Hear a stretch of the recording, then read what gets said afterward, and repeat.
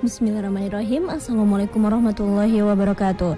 Hari ini kita akan membahas tentang birrul walidain ya Ustadz ya. Ini juga adalah salah satu perintah Allah SWT untuk para hambanya Ustadz ya, untuk bisa berbakti kepada kedua orang tua, dan juga pastinya untuk semua orang muslim berbuat baik dan berbakti kepada kedua orang tua ini tidak hanya salah satu norma kesopanan juga ya Ustadz, tapi juga didasarkan atas ridho Allah SWT.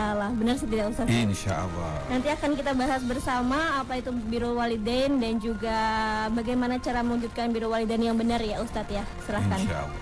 Terima kasih Mbak Nada yang telah mengambil tema sangat-sangat aktual. Kapan saja masih tepat. Karena bakti kepada orang tua itu adalah tugas seorang anak. Sehingga kalau dalam bahasa Jawa, wong tua loro lir kadya Gusti Allah makna katon. Nah, artinya apa? Bahwa orang tua kita, bapak kita, ibu kita itu tidak pernah ada gantinya. Bapak ya satu, ibu ya satu. Tidak ada mantan ya. Tidak ada mantan dan tidak ada pengganti. Ini yang harus kita sadari.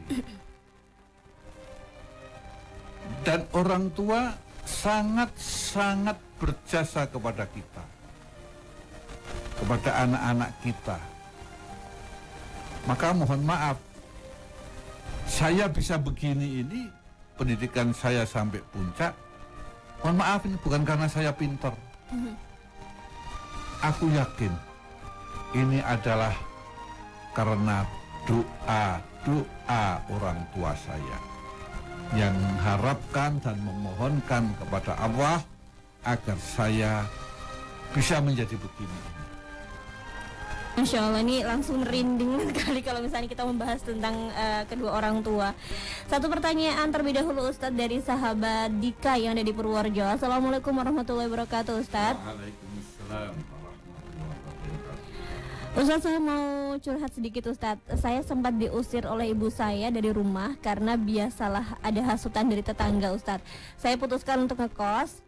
Dan setelah berjalan 4 bulan ini, ibu saya mencari saya datang ke kos. Nah, saya harus bagaimana ya Ustadz ya? Karena saya takut malah akan dimarahin atau ribut kembali dengan ibu. Mohon bantuannya. Terima kasih Ustadz. Silakan. Kalau sudah berbicara kasus-kasus itu, kita menjelaskan itu agak sulit. Ya Ustadz. Karena apa? Kemauan saya secara ilmu kadang-kadang tidak bisa diterima oleh mereka yang menjalani. Atau kadang-kadang mereka merasa saya malah tidak dibela. Saya sering ketemu kasus yang begitu. Tapi aku akan mencoba. Jadi di dalam kehidupan, khususnya kalau sudah berumah tangga, ini memang yang baik itu sudah mandiri. Jadi tidak satu rumah. Ini bicara rumah tangga. Karena di dalam rumah tangga yang lebih dari satu keluarga, itu mesti ada 2 nahkoda. Kalau yang satu tidak bisa ngalah, tidak bisa menghormati yang satunya, mesti akan terjadi ketidaknyamanan. Ngalah pun kadang-kadang juga tidak nyaman karena merasa tertekan, sehingga dia tidak merdeka. Akibatnya mereka milih kos. Kadang-kadang kos pun tidak kebetulan karena orang tuanya malu. Dia orang berada, kok anaknya kos. Sementara dia kos tidak boleh, tidak bisa menyediakan fasilitas. Nah, ini problem juga.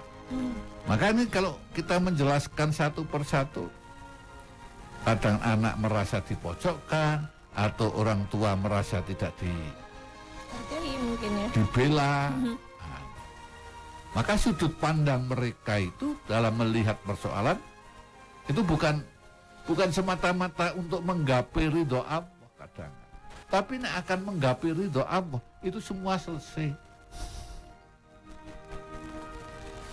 Jadi kira-kira itu Allah ridho apa enggak kalau saya pergi? Nah, ya. Artinya apa? Ibuku tuh bagaimana kalau saya ini pergi? Kalau saya ini ngalah, ya memang berat ngalah. Berat. Tapi kalau kita hitung, ngalahnya anak terhadap problem yang sedang dihadapi karena tidak sependapat dengan orang tua, itu tidak seberapa dibanding dengan ngalahnya orang tua menghadapi anaknya. Maka kalau kita bisa ngalah, ya apa salahnya? Bukan berarti kalah ya Ustaz. Bukan berarti kalah. Nggak ada kalah menang. Apalagi info yang disampaikan adalah karena tetangga. Nah, tentunya menghadapi yang demikian, kenapa ada asap semacam itu? Kata orang tidak ada asap kalau tidak ada api. Maka harus introspeksi. Bukan kita bertahan pada kebenaran, tapi kita mencari solusi yang terbaik. Itu. Sebab kalau orang itu bertahan pada kebenaran, sulit untuk bisa bertemu dengan baik. Seperti saya dengan Mbak Nada, saya akan mengatakan yang benar saya. Mbak Nada mengatakan juga yang benar Mbak Nada. Suami istri begitu juga tidak akan pernah selesai. Yeah. Anak dengan orang tua juga tidak akan pernah selesai. Kenapa sih kita kok tidak minta maaf? Apalagi anak. Bahwa salah, jangan bicara salah benar. Tapi kita mengakui kita yang salah. Karena apa? Melahirkan orang tua menjadi salah paham. Dan nanti kalau sudah reda, timingnya sudah tepat, baru diceritakan. Jadi ibaratnya kalau api ya disiram pakai bensin ya sudah. Tambah. Nah, sini orang tua baru jengkel masih tinggal pergi. Tapi sebenci-bencinya orang tua itu masih punya kasih sayang terhadap anaknya. Maka ada pepatah, cinta kasih orang tua sepanjang jalan,